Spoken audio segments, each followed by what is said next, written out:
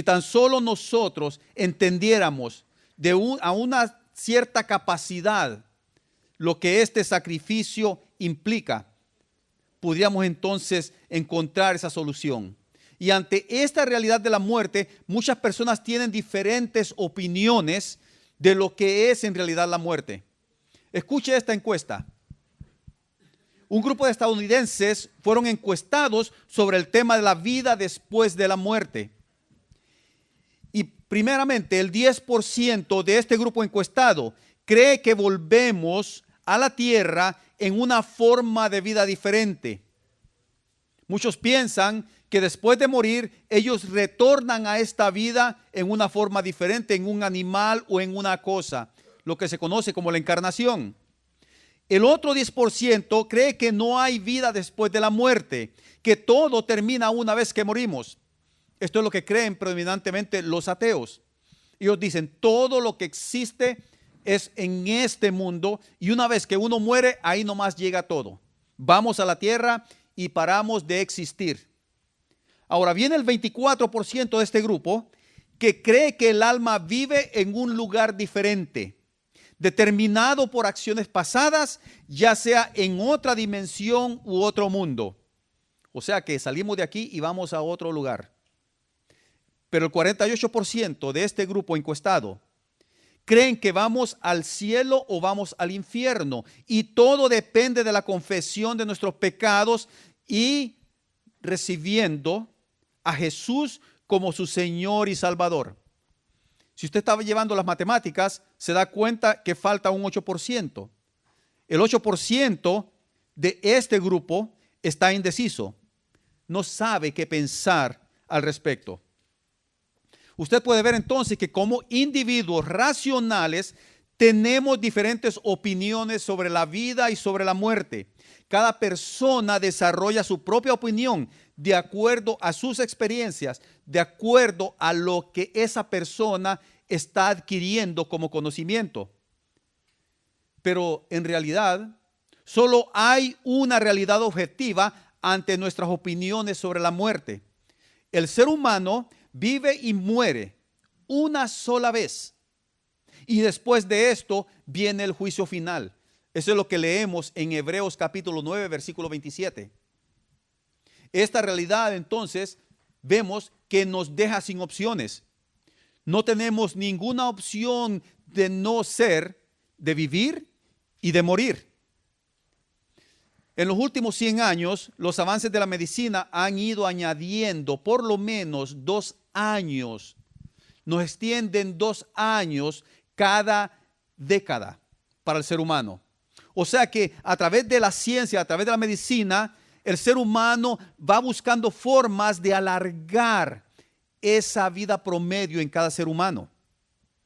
Y para mucha gente esto no es suficiente. Solo alargar 2 años promedio de vida para cada ser humano no es suficiente, especialmente para los millonarios. Vea, estos son algunos de los más ricos del mundo que han entrado en esta lucha por no solamente alargar la vida, sino que hacerla eterna. Larry Ellison, cofundador de Oracle, ha gastado 430 millones en investigaciones sobre el anti-envejecimiento y ha gastado solamente 200 millones en su instituto oncológico en la Universidad del Sur de California. Este hombre a menudo ha dicho que la muerte no tiene sentido para él. Él no le encuentra ninguna lógica a la muerte. En 2014, los fundadores de Google, Sergey Brin y Larry Page, anunciaron la fundación de un centro de investigación. Y este centro fue fundado con 1.5 billones de dólares. Lanzaron también estos hombres este grupo Calico, una empresa que está centrada en la investigación genética para la prevención de la vejez.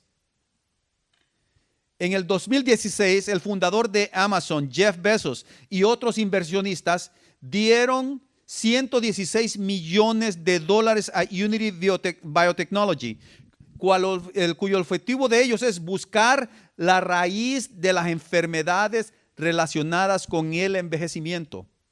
Estamos hablando de millones y millones de dólares. Ahora viene el empresario Dave Asprey, el creador de Bulletproof Café. Este hombre toma 150 suplementos alimenticios cada día para retrasar su deterioro cognitivo. Es impresionante, 150 suplementos alimenticios. Si yo me tomo 7 o 6 vitaminas al día, yo ando como loco ya, diciendo son demasiadas. No sé si en realidad mi cuerpo las puede asimilar. Ya no digamos este hombre, 150 suplementos. Según él, piensa que haciendo esto va a alargar su vida hasta los 180 años.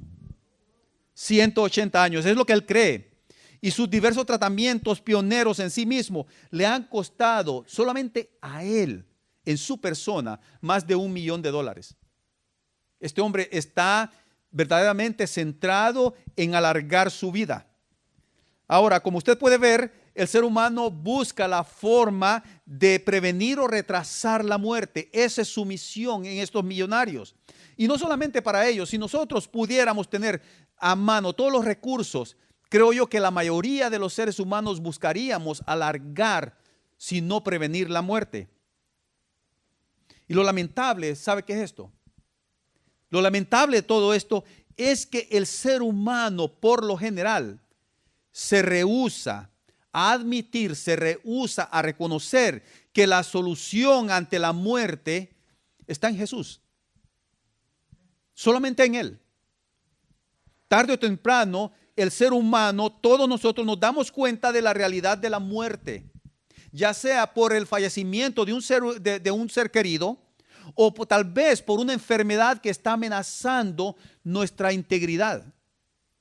No importa cuál sea la razón, nosotros nos damos cuenta que la muerte es real. Y esto hace entonces que la persona reflexione sobre su condición humana y finita para así poder entender que la muerte es inevitable. No hay nada que podamos hacer para evitarla. Es en esta instancia en que el ser humano puede entender, puede llegar a reconocer que solo en Cristo Jesús se puede encontrar la solución de la muerte y que esta solución es la vida eterna en Cristo Jesús. Desde el mes pasado hemos estado predicando estos mensajes sobre las 7 declaraciones que Cristo hace en el Evangelio de Juan. Y estas declaraciones están centradas en esa frase, yo soy. Ya vimos que Él dijo, yo soy el pan de vida, yo soy la luz del mundo. Yo soy la puerta, yo soy el buen pastor. Y esta mañana vamos a ver que Él es la solución de la muerte, porque Él dice, yo soy la vida. Él es la vida que toda persona necesita. Le voy a pedir que busquen, por favor, en sus Biblias, en el Evangelio de Juan, capítulo 11. Si no tiene Biblia, yo le voy a pedir que levante su mano y uno de nuestros ujieres, con mucho gusto, con mucho placer, va a llegar donde usted está sentado para darle una copia de la Biblia. Juan, capítulo 11.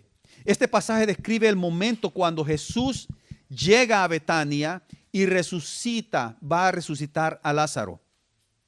Hace 4 días que él se había dado cuenta y llega en este momento y tiene un encuentro con una de las hermanas de Lázaro, que es Marta. En el versículo 17 leemos así: vino pues Jesús y halló que hacía ya 4 días que Lázaro estaba en el sepulcro. Betania estaba cerca de Jerusalén, como a 15 estadios, y muchos de los judíos habían venido a Marta y a María para consolarlas por su hermano. Entonces Marta, cuando oyó que Jesús venía, salió a encontrarle, pero María se quedó en casa. Y Marta dijo a Jesús: Señor, si hubieses estado aquí, mi hermano no habría muerto. Mas también sé ahora que todo lo que pidas a Dios, Dios te lo dará. Jesús le dijo: tu hermano resucitará.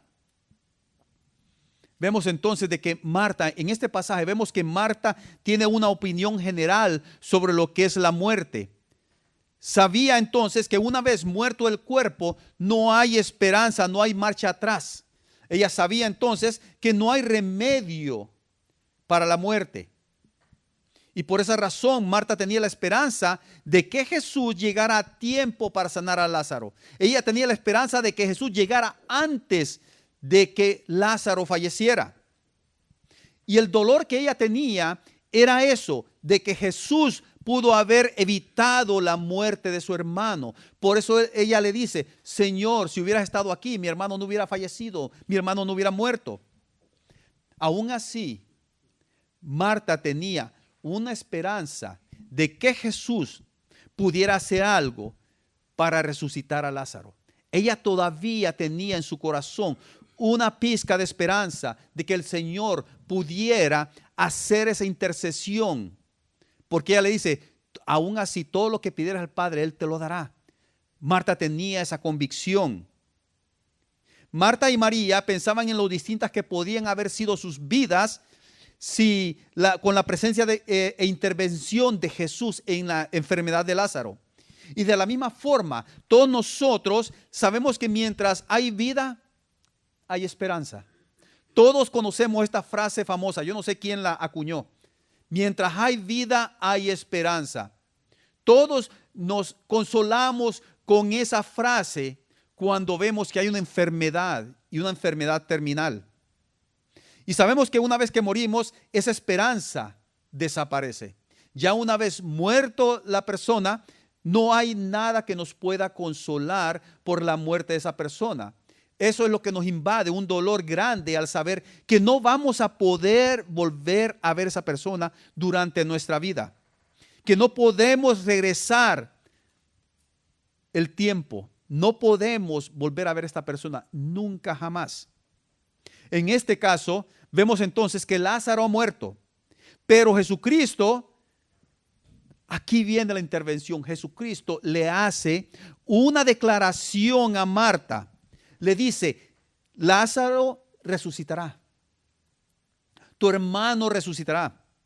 La certeza y autoridad en estas palabras de Jesús son notorias. Usted lo puede ver claramente. Él se lo está diciendo con una seguridad, con una determinación, sin lugar a dudas.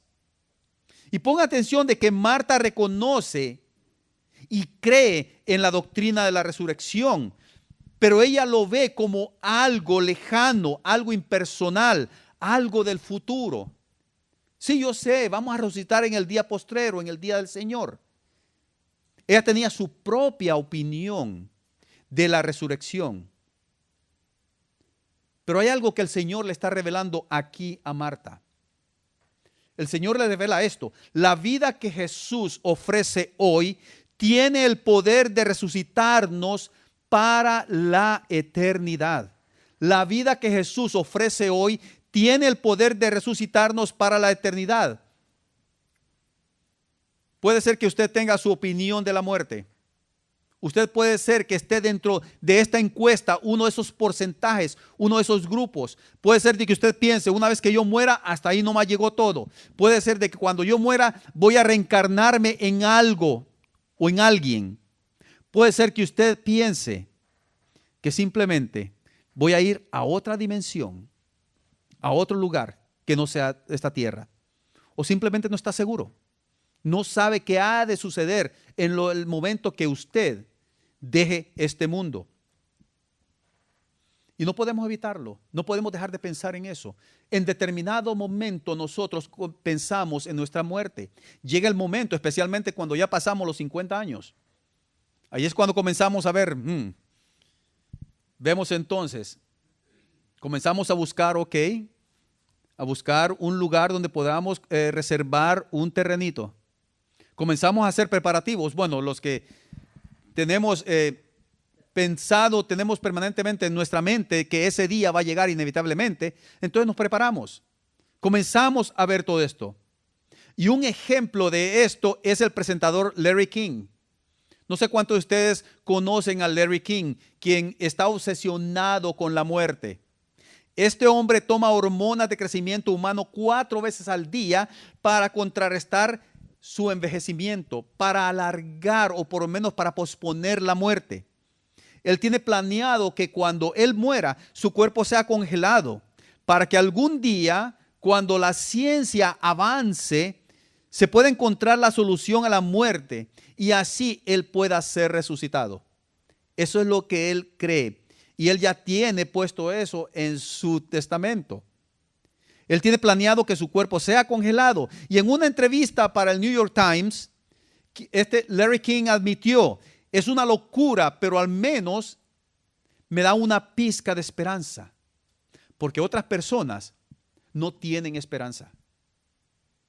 Y en realidad esto es cierto. Hay muchas personas que no tienen la esperanza. Saben que algún día va a llegar la muerte y se preguntan, ¿qué pasará conmigo? ¿Qué va a suceder conmigo? ¿A dónde iré?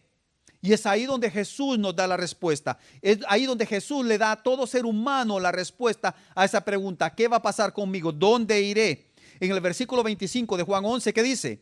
Yo soy la resurrección y la vida. El que cree en mí, escuche bien esto, ponga atención. El que cree en mí, aunque esté muerto, vivirá. Y todo, dice, y todo aquel que vive y cree en mí, no morirá eternamente. Ponga atención, él no dice, va a evitar la muerte física. No está diciendo eso. Dice, no morirá eternamente. Y termina esta declaración con una pregunta a Marta. ¿Crees eso? ¿Crees eso? Jesús le dice a Marta en otra forma, lo vamos a poner en un lenguaje actual. La resurrección no es solo un acontecimiento futuro. Es aquí y ahora. Usted puede recibir resurrección aquí y ahora. Está disponible no solamente para usted, sino que para todo ser humano. Y esa resurrección se encuentra solamente en Cristo Jesús. A eso me refiero yo cuando digo que Jesús ofrece vida hoy, en nuestra realidad actual, con efectos futuros. Jesús no está diciendo que la muerte física es inevitable. No está diciendo esto. Lo que Él dice es que si una persona cree en Él como el único que puede salvarlo del castigo eterno, entonces Él puede recibir esa vida eterna. Pero no es simplemente creer, porque el creer tiene muchas implicaciones. Primeramente, uno necesita reconocer de que el pecado es inherente en uno, de que la persona ha sido creado, concebido en pecado. O sea que el pecado está dentro de nuestro ADN. Es algo innato en nosotros. Y un ejemplo es ver a los niños o los infantes. De repente están jugando en un grupo de niños pequeñitos de 1 año y medio, 2 años. Y si hay un juguete, hay 5 juguetes, hay un juguete. Y uno de los niños, de uno de los infantes, agarra ese juguete.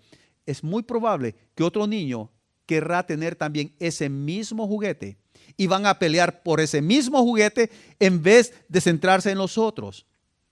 Eso es lo que se conoce como envidia, como codicia, y ya viene incrustado en los niños. El pecado está incrustado en nosotros, viene de nosotros, y cuando nosotros reconocemos que somos pecadores y cuando nosotros nos damos cuenta a través del evangelio, a través de este mensaje, de que Jesús es Dios encarnado y que vino a pagar por ese pecado, porque ese pecado nos separa de Dios. Recuerde, Dios aborrece el pecado y aborrece también al que practica el pecado. Lo aborrece. No se confunda con la frase de Mahatma Gandhi que dice, Dios aborrece el pecado y ama al pecador, porque no, Dios no ama al pecador. Dios ama al pecador que se arrepiente de su pecado y que no lo practica más. Pero llega el momento en que el pecador reconoce su condición, reconoce que la paga de su pecado es muerte eterna, pero ve el sacrificio de Cristo Jesús en la cruz. Y ahí es donde el pecador, el ser humano, clama al Señor, pidiéndole perdón por ese pecado, pidiéndole que pueda recibir también de esa vida eterna que Él ha dado a todo pecador que se arrepiente. A eso me refiero cuando digo de que Jesucristo es el que da vida eterna. Todo aquel que vive y cree en mí, dice, no morirá. Y no morirá, dice, eternamente. Él le da la vida eterna a partir de ese momento que usted se arrepiente, clama, pide al Señor que sea su Señor y Salvador. Escuche bien, su Señor y Salvador. O sea que cuando decimos su Señor, está hablando su dueño, su amo. La promesa es que Cristo nos resucitará en su segunda venida, aunque nosotros ya hayamos muerto. Pero ese reconocimiento, ese arrepentimiento debe de suceder en esta vida. No piense que lo va a alcanzar en unos segundos antes de morir. Lo voy a hacer después. I'm going to think about it. I have a lot of time to think about it. Tengo una vida por delante, especialmente los jovencitos. I'm going to have fun right now and think about it when I get old. Y muchas veces pensamos, cuando llegue a viejo, y estamos pensando 35 años, ya ahí voy a estar viejo. Yo voy pasando los 50 y todavía pienso que no estoy viejo todavía. Tal vez esté un poco mal de mi cabeza. Pero no, eso no es la condición del ser humano. Vea, el Señor nos da un ejemplo de lo que es esta resurrección.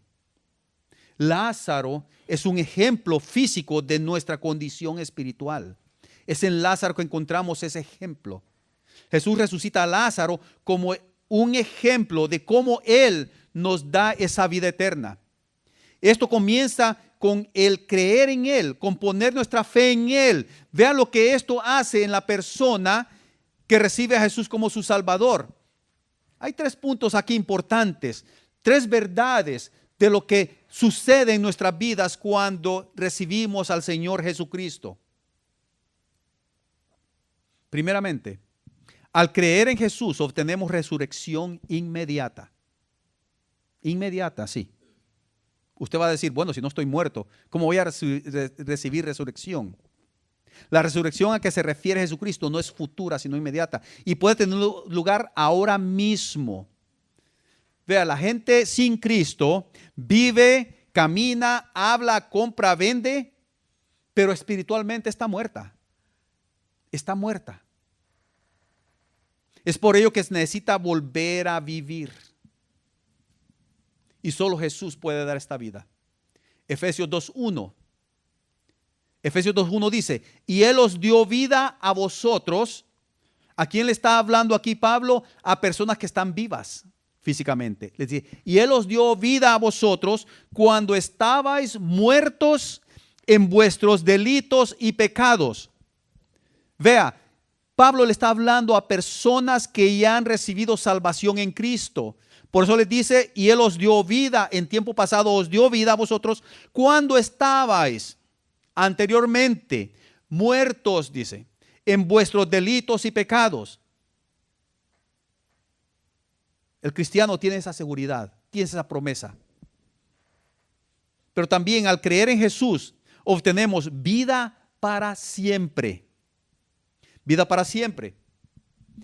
Eso es lo que nos asegura Él, que cuando nosotros, aunque muramos, viviremos. Y cuando dice vivir, en este caso es resucitar espiritualmente al recibir a Cristo en nuestro corazón. Vea lo que dice Romanos 3, 22, 23. Mas ahora que habéis sido libertados del pecado y hechos siervos de Dios, tenéis por vuestro fruto la santificación y como fin la vida eterna. Como fin la vida eterna. Y el 23, la mayoría de los cristianos lo conocen. Porque la paga del pecado, ¿qué? Es muerte. Mas la dádiva, o sea, dádiva, el regalo de Dios es vida eterna en Cristo Jesús, Señor nuestro. El regalo de Dios es vida eterna. Es el regalo que Dios da. Y cuando decimos regalo es que a usted, a ningún ser humano, a nadie le cuesta este regalo, porque fue Cristo el que pagó por ese regalo. Él fue el que pagó por nuestro pecado para que nosotros pudiéramos tener acceso confiado a su presencia. Pero no solamente eso, al creer también en Jesús, obtenemos resurrección del cuerpo, porque la resurrección es completa. No es simplemente algo espiritual, sino que físico. Jesucristo también se refiere a la resurrección del cuerpo, de nuestro cuerpo, sí, este cuerpo físico. Recuerde, por un lado está la muerte física, pero también está la muerte espiritual. Pero en su resurrección el cristiano resucitará con un cuerpo transformado. Vea lo que dice 1 Corintios, capítulo 15, versículos 51 y 52. Les dice el apóstol Pablo a la iglesia en Corinto: he aquí os digo un misterio. No todos dormiremos, o sea, no todos moriremos físicamente, pero todos seremos transformados. A la venida del Señor Jesucristo, la segunda venida, va a haber cristianos que van a estar vivos, pero no van a haber muerte porque el Señor va a venir. Pero eso sí, vamos a ser todos transformados en un momento, en un abrir y cerrar de ojos, a la final trompeta, porque se tocará la trompeta y los muertos serán resucitados incorruptibles. Y esta es una promesa que siempre a mí me pone la carne de gallina. Pensar de que mi cuerpo será un cuerpo perfecto. Tendré yo mi cuerpo palpable y podré tener yo una relación directa con el Señor Jesucristo sin temor de que el pecado esté arruinándolo, sin temor de que este cuerpo esté envejeciendo. Eso es lo que vamos a recibir con el Señor, dice, porque se tocará la trompeta y los muertos serán resucitados incorruptibles y nosotros seremos transformados. Yo siempre les digo en los estudios bíblicos, en la escuela dominical a los hermanos, especialmente ahorita que estamos estudiando el Apocalipsis, ¿se puede imaginar usted resucitar, ser transformado en la flor de su juventud? Vamos a decir unos 20 años, 18 años, 21 años, un cuerpo pero perfecto, sin libras de más o sin libras de menos, sin ninguna arruga, con perfección, sin estar propensos, sin tener inclinaciones a la maldad, solo estar centrados en Cristo Jesús. Pero hay algo aquí, no debemos de confundir este acto maravilloso de la resurrección con lo que es el engaño de la reencarnación. La Biblia jamás imparte esta enseñanza y ni siquiera lo insinúa. No lo hace así. Por otro lado, dice el Señor que el hombre tiene el profundo deseo de ser eterno. El hombre desea no extinguirse para siempre. Eclesiastés 3:11 lo dice: todo lo hizo hermoso en su tiempo y ha puesto eternidad en el corazón de ellos, sin que alcance el hombre a entender la obra que ha hecho Dios desde el principio hasta el fin. Por esa razón nosotros, como seres humanos, añoramos ser eternos. Deseamos que nuestra juventud, que nuestra energía no se disipe, no se vaya. Jesús concluye confrontando a Marta con esta pregunta: ¿crees esto? Jesús le dio un mensaje de esperanza a Marta. Y no solamente a Marta, sino que a todo ser humano, toda persona que está espiritualmente muerta. Jesús siempre hace oír su voz, pues desea que abramos nuestra alma, que nuestro corazón, que nosotros nos humillemos, nos postremos, nos rindamos a ese llamado que Él nos está haciendo. Todo ser humano nace muerto, dije anteriormente, en nuestros delitos y nuestros pecados.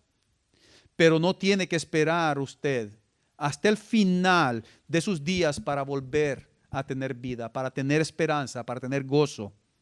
Porque la vida está disponible en este momento. Cuando Jesús le llama por su nombre, usted tiene la seguridad de que la muerte, el dolor, la vergüenza y el quebrantamiento son borrados de su persona eternamente, para siempre. El Señor no vuelve a acordarse de sus pecados. Y conocer y entender el poder de la resurrección puede ser lo mejor que usted puede experimentar en esta vida y en la eterna. No hay sentido, no tiene sentido el esperar. No hay garantía de que usted va a tener esa oportunidad. Algunos la tienen, pero no todos. No es garantía para todos. Todos vemos entonces lo que enseña la historia acerca de Jesús. Un hombre literalmente humano que vivió en Israel hace unos 2000 años. Vemos que él hizo milagros y afirmó ser Dios. Y algunas personas lo siguieron y otros lo odiaron. Y el odio que estas personas tenían para él era tan fuerte que lo condenaron a muerte. Y cuando digo condenaron a muerte, entre comillas, porque Dios en su soberanía lo permitió. Él murió en la cruz a manos del gobierno romano, pero 3 días después, literalmente, físicamente, se levantó de entre los muertos y fue visto físicamente por más de 500 testigos.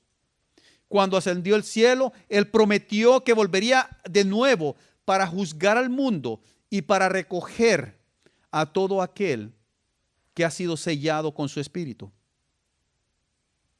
Esos son los hechos. Y esa es la promesa que tenemos en Cristo Jesús. Y usted puede tener su propia opinión sobre creer o no, pero al final la realidad va a sacudirlo. La realidad va a ser abierta ante sus ojos. Vea un ejemplo de la opinión de aquellos que rechazaron esta realidad de Cristo Jesús. Sigamos entonces en el capítulo 11 de Juan, en el versículo 45. Entonces muchos de los judíos que habían venido para acompañar a María y vieron lo que hizo Jesús, creyeron en él. Dice muchos. Pero algunos de ellos fueron a los fariseos y les dijeron lo que Jesús había hecho. Entonces los principales sacerdotes y los fariseos reunieron el concilio y dijeron, ¿qué haremos? Porque este hombre hace muchas señales. Es innegable. ¿Qué vamos a hacer? Este tiene todos los ejemplos, todas las señales, los indicios de ser el Mesías. Si le dejamos así, todos creerán en él y vendrán los romanos y destruirán nuestro lugar santo y nuestra nación. Es triste. Estos hombres podían ver el ejemplo, el despliegue de grandeza, de santidad, de deidad de Cristo Jesús, y aún así decidieron mantenerse en su propia opinión de rechazarlo. Y en medio de este deseo también de rechazarlo, desearon asesinarlo. Y aún así, ellos perdieron lo más importante. Perdieron la oportunidad de recibir vida eterna y de tener la resurrección por medio de Cristo Jesús para esa vida eterna. Pero aún así, Dios llevó a cabo su plan. Esa generación fue condenada. Rechazaron el sacrificio de Cristo Jesús. Pero Dios no estaba simplemente centrado en esta generación. Él estaba pensando también en nuestra generación. Él estaba pensando y está pensando en usted. Sí, Él está pensando en usted. Él está pensando en su salvación. El sacrificio de Cristo Jesús no solamente fue para los judíos, sino que también es para usted. Porque Jesucristo es un Dios personal.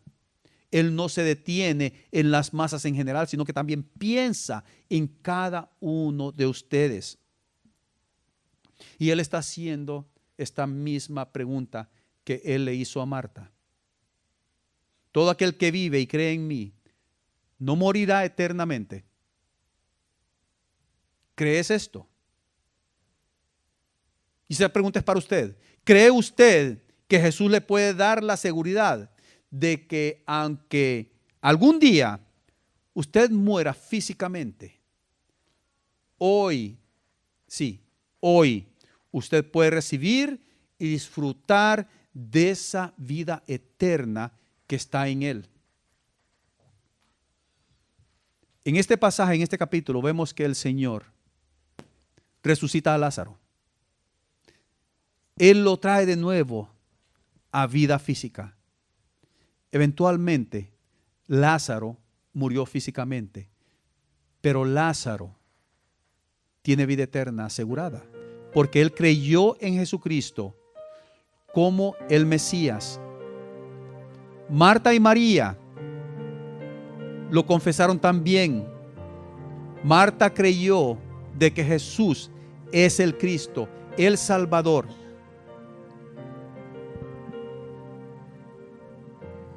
Este viernes pasado, yo fui a visitar a una anciana en su lecho en el hospital. Yo estaba orando porque esta señora tenía altos y bajos. Llegaban momentos en que ella entraba, no en coma, pero sí estaba dormida por largos periodos. Y había momentos en que su cuerpo reaccionaba y despertaba, pero no tenía aquella lucidez mental. Yo estaba orándole al Señor: Señor, dame esa oportunidad de que esta señora pueda tener esa lucidez mental para escuchar tu mensaje. Déjeme decirle que en lo que llegué yo al hospital a visitarla, su hija me dijo: hoy está más lúcida que antes. Le pude compartir esta declaración del Señor, exactamente este pasaje.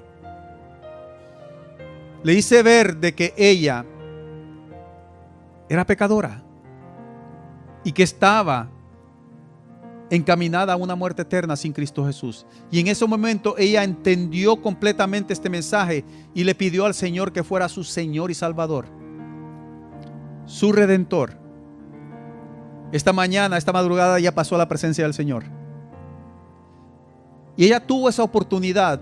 El Señor le dio en su gran misericordia y soberanía ese momento para que ella se arrepintiera y le pidiera perdón y le pidiera a Él que fuera su Señor y Salvador. Muchos no la tienen. Muchos no la tienen. Y yo no sé cuántos de ustedes tienen esa seguridad. Pero hoy usted tiene esa oportunidad de decirle al Señor: Señor, reconozco que soy pecador. Reconozco que merezco la muerte eterna, porque tu palabra dice: la paga del pecado es muerte, mas la dádiva de Dios es vida eterna en Cristo Jesús, Señor nuestro. Hoy le puede decir usted al Señor: Señor, perdona mis pecados. Reconozco que pagaste por mi pecado en la cruz. Reconozco que sos Dios que se encarnó, que vino a humillarse por amor mío. Inclinemos nuestros rostros y vamos a orar. Y mientras estamos orando, usted puede repetirle estas palabras al Señor, lo que acabo de decir, reconociendo su pecado, reconociendo a Cristo como el que pagó por ese pecado y pidiéndole a Él que sea su Señor y Salvador, porque solamente así usted hoy puede tener resurrección, puede tener asegurada su vida eterna. Amantísimo Señor,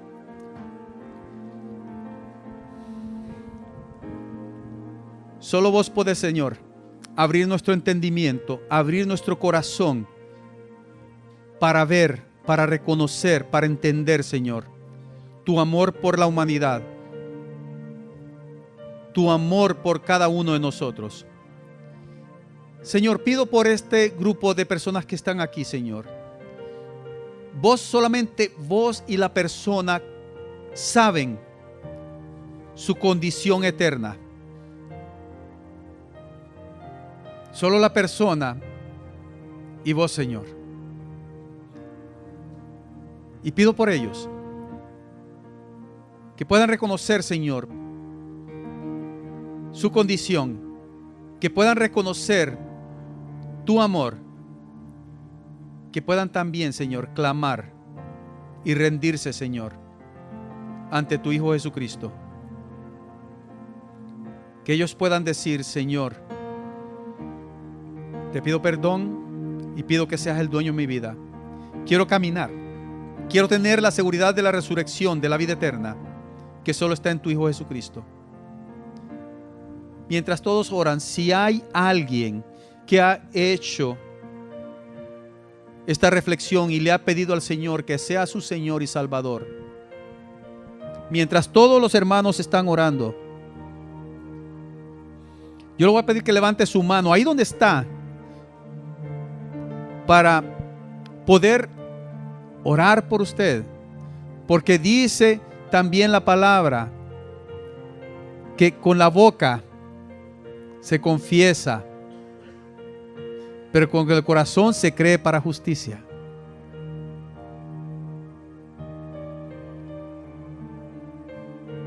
Si usted no desea hacerlo en público, yo le voy a pedir de que usted, después del servicio, hable conmigo, para nosotros orar por usted, para encaminarlo en este nuevo camino, en esta nueva identidad, en esta nueva vida que usted tiene en Cristo Jesús.